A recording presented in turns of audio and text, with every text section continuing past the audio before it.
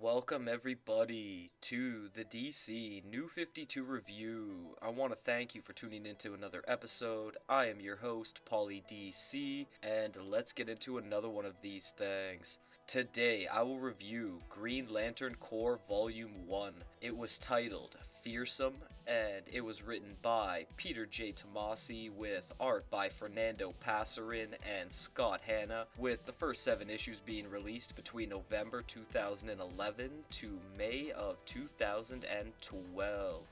The Green Lantern Corps has been around since Showcase number 22, 1959 by John Brome and Gil Kane, with it being an intergalactic law enforcement group that has members in every designated sector of the universe. The creators of the GLC are commonly known as the Guardians of the Universe.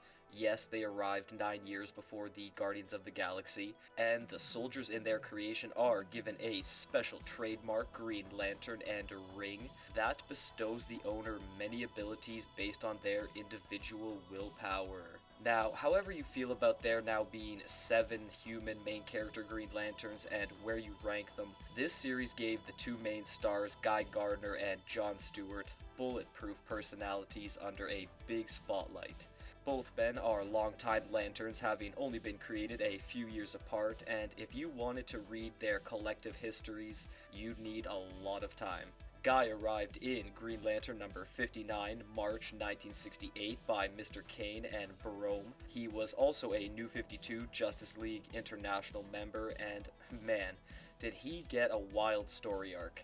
Went from getting one-pieced by Batman to, well, you'll see. John Stewart, on the other hand, was my first introduction to a Green Lantern from the 2000s Justice League cartoon, and this series made me like him even more. His debut happened in 1971 and 2 in Green Lantern number 87 by Dennis O'Neil and Neil Adams, making him DC's first African-American superhero. And aside from individual merit, the relationship between the 2 leads only got stronger as time went on, and it was a cornerstone of this title. Issue number 1 kicks off with the 2 Green Lanterns of Sector 3599 transporting a prisoner back to their headquarters, the special planet called Oa, but mid-journey they are attacked by an unknown assailant going on to hack them apart while also seeming to not be affected by their rings. Sure, the Green Lanterns are powerful beings, but they are quite dispensable. This is all followed by Guy being seen on Earth, answering the question I'm sure every Green Lantern fan has asked at one point in time: how many members make up the Green Lantern Corps? With the response being 7,200. And if that's the established number, how is this group not one of the biggest things in DC? So much potential, man. My favorite idea or thought was having a Chronicles of the Green Lantern Corps series with one-off issues or mini-series featuring different members over the various years of its existence. Anyway, because Gardner is known to be a hot-headed a-hole, he can't get a job on Earth, and even though John is more stoic and an established architect, putting corporate dickheads in serious danger doesn't help his employment chances either. This hardly matters though, since both don't spend a lot of time here. I honestly can't even recall John being on Earth after this. The 2 then meet up to discuss why they don't wear a mask. And honestly, now that I think about it, quite a few DC heroes don't, and goggles do not count. Cutting next to the planet of Nero, which is Greek for water, all of its resources, mainly its oceans, naturally, are being plundered by an unknown force. Right around the same time, John and Guy are arriving on Oa to first speak with the Corps Secretary and Coordinator named Slack, who mentions how Jordan is no longer a Green Lantern member, which can be seen in my Green Lantern Vol.1 review. The 2 are then told about the situation on Neto and Sector 3599. So they take the main cast of Green Lanterns from this volume, Sheriff Marden, Hanu, Vandor, Brick, and Isamat Cole, to investigate, and when they arrive at their destination, they find a genocide of the Nero race topped off with 2 more murdered Green Lanterns. Issue number 2 continues right from the previous one as our group of Green Lanterns collect their fallen comrades while discussing what they're gonna do to the perpetrators. Speaking of the unseen antagonists, they are shown on their barren world holding lopped off Green Lantern fingers and using Nero's water for themselves. Back to John, Guy, and the others, they've arrived now on the planet of Zabos due to a warning signal, and here it's seen that this planet's trees are being stolen, while the inhabitants have to completely depend on the outside help due to having no defenses. The rescue mission then quickly turns into a massive battle after a squad of the enemies, now shown to be some sort of space ninjas, teleport in. These guys appear marginally unaffected by Green Lantern rings, so John and Guy have to show why they are a cut above the rest of their compatriots, which allows them to swing a victory for the Green Lanterns, but not before Isamat Cole flew into a portal hole where the space ninjas came from, putting him in some kinda spooky dark room. The latest foes now go on to express some astoundment toward the 2 main characters' recent display of willpower, and as the rest of the Green Lanterns interrogate them, it is said that they really wanted the Zabos race, and that their mission has now been fully completed. Not only that, but apparently they also have a long-standing history with the Green Lantern Corps, like very, very long. Except before more can be learned, Isamat returns minus any limbs, followed by what looks like 100 more space ninjas teleporting in. Yikes. Issue number 3 again picks up immediately from the last one as our 7 Green Lanterns are using everything they've got to ensure that they don't end up as more casualties to the space ninjas, all while Guy is able to get a distress message out to Salak requesting heavy backup, so every available Green Lantern on Oa report for duty and are taken to Zabos by the not so creatively named member Porter, who, surprising to me, could teleport. Wow. Jumping back to our main squad, they are all still fighting fiercely when John decides to try another bit of interrogation on a subdued space ninja, but somehow this one, under questioning, starts to literally will themselves to death, and that immense willpower is what allows them defense from Green Lantern rings. John's ring can't even identify this current enemy species, so he knocks the one out in order to stop the forced suicide, and seconds before the under attack Green Lanterns lose their barrier shield, reinforcements finally hit the scene, and here we get to see just how imaginative the creative teams can be when designing Green Lantern Corps members. I see a fly with wings, a space werewolf, even an orange cartoony looking fart cloud.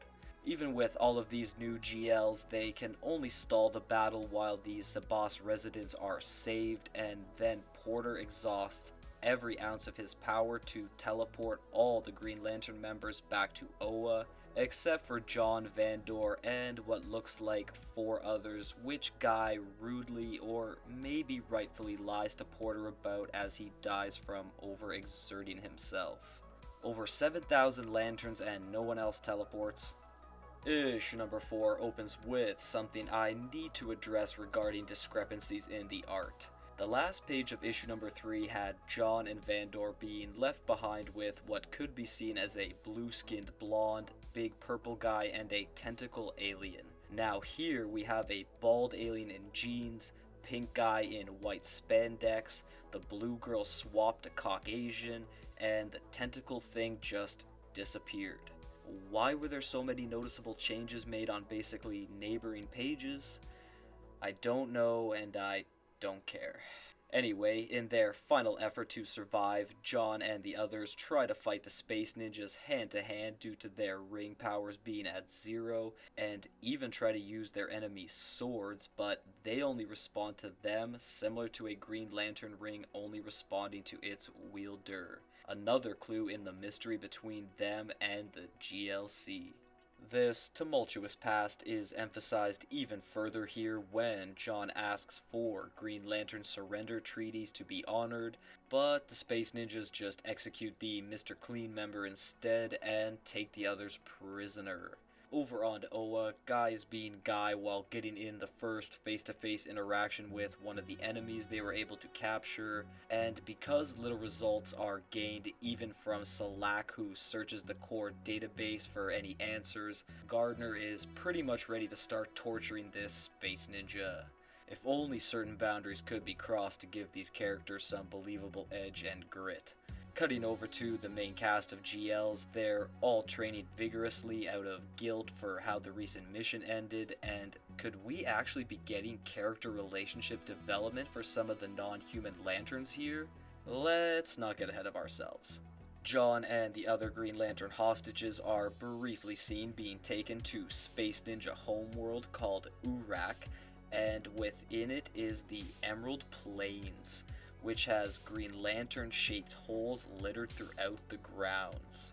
Things then wrap up with Guy having his first ever interaction with the Martian Manhunter, who works for Stormwatch, and they would pop up here and there when big events were going down. Manhunter then goes on to say that he's not a fan of the Green Lantern Corps due to them failing his planet Mars, and then proceeds to violate Guy's hostage, finding out that they are called Keepers, who at one time were responsible for tending to the Green lanterns, sort of like farmers, and this is all news to Guy, who lastly gets a psychic flash warning from Martian Manhunter saying that they want the Corps' central power battery next.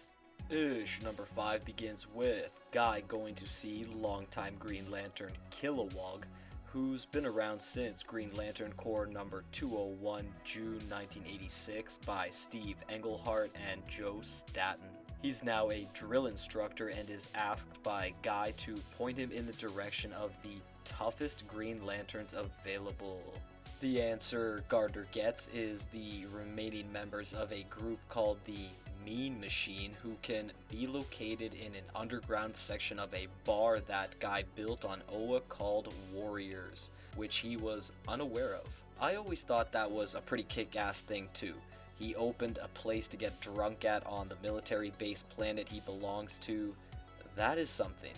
After Guy creepily greets a green female construct bartender, 4 of the remaining Mean Machine members are found with the suspiciously human-sounding names of Flint, Bronchuk, Lee, and Aldo, who are all hardened vets and need hardly any convincing to join up with Guy, so he takes them to meet Hanu, Brick, Isamat Cole, and Sheriff Marden, allowing them to all get off to just fantastic starts together.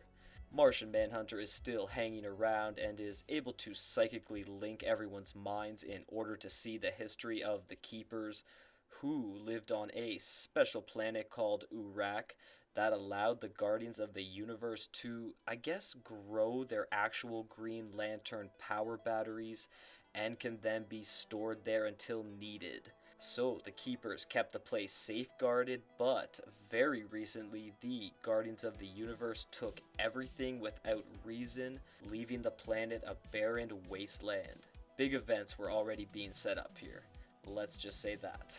Back on Oa, Guy and his newly assembled group of GLs plan their rescue mission, first going to the planet's prison that is called the Science Cells, and they speak to Warden GL Vaz, who gives them 2 Yellow Lantern members with the very on-the-button names of Fat Man and Little Boy. I'll give you one guess on what they do.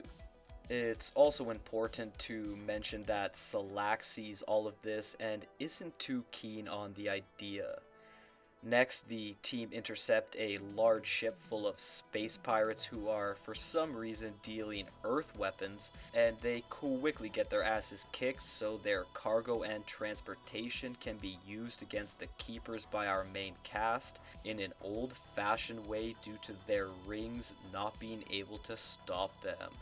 Lastly, John, Vandor, and another Green Lantern named Kurt Kalak are being tortured by the Keepers for information, and I only mention those three because the fat one and the female one that are seen here are not long for this universe.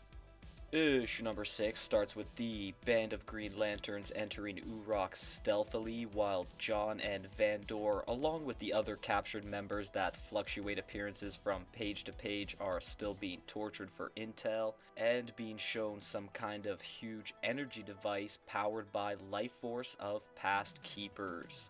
Lantern Kurt finally succumbs to the torment and agrees to give up the entry code matrix required to enter Oa, so John suddenly pulls a quick Houdini in order to stop Kurt and in close-up detail relieves him of any more duties. Forever. Vandor and John then are able to escape after some serious willpower is used.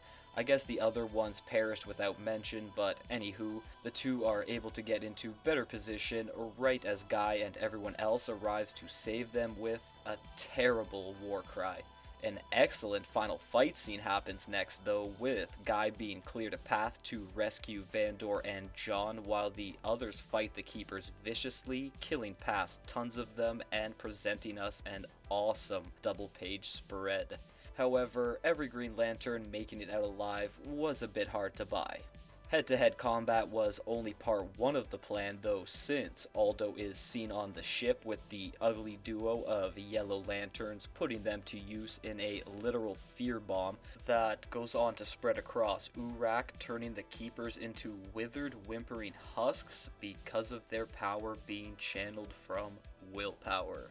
Days later, the imprisoned Keepers are taken to Nero, where they are informed that the Guardians of the Universe passed guilty verdicts on them, with the sentence being to bury every single inhabitant, which Guy takes credit for the idea, even though it was Sheriff Marden's.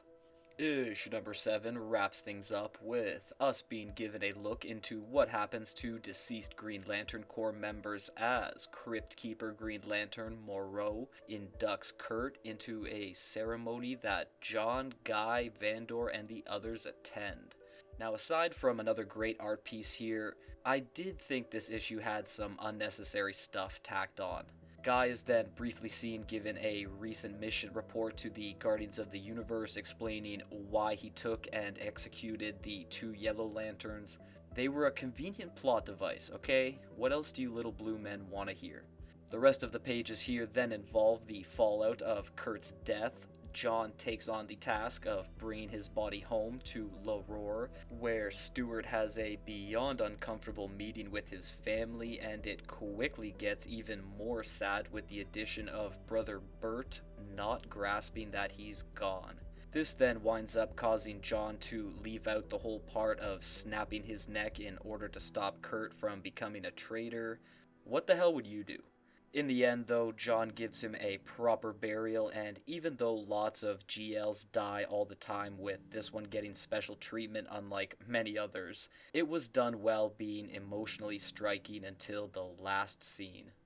Alright. As far as plot goes for Volume 1's, this one was a top contender for me. It covered all the bases, gave us lots of Green Lantern members to see that weren't just bland nothings with zero personality, a riveting action-filled opening that involved deadly foes who had ties to the overlapping story all the Green Lantern series were heading for. There was even a Martian Manhunter cameo.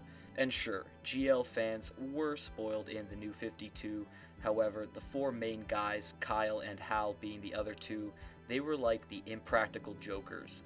The more you watch them, the more you begin to like all of them, and it gets hard to choose who's your favorite. Case in point, John and Guy may have had much different stuff going on, but together they carried this title so well, and it's actually tough to say on who you want to see more of. Jumping into some art next, what's not to like? Lots of creativity shown with dozens of Green Lanterns being seen across these first issues. Clearly a ton of green inks were used at times, but nothing looks sloppy. Many types of locations were laid out nicely, and the main players have solid designs from their teeth to their muscular features. They are part of a military corps after all. Now, for dialogue, since there was such a big cast who had speaking roles, things got a bit lost in terms of which one said the more badass things. A bit more of a mix would have been good, including maybe a comedic one, philosophical one, an eccentric or mentally scarred one. I could go on and on. When it came to the overall verbal interactions between whatever party was involved, though, they were all well above average. Peter J. Tomasi has been a longtime DC writer, and over this event, he made his rounds dropping bangers throughout. That's gonna wrap it up for today, though, and if you've watched until the end here, I want to personally thank you for that, and to please like, share, and subscribe. Please follow me on all my social media platforms, and to please join me next time for more DC New 52 content.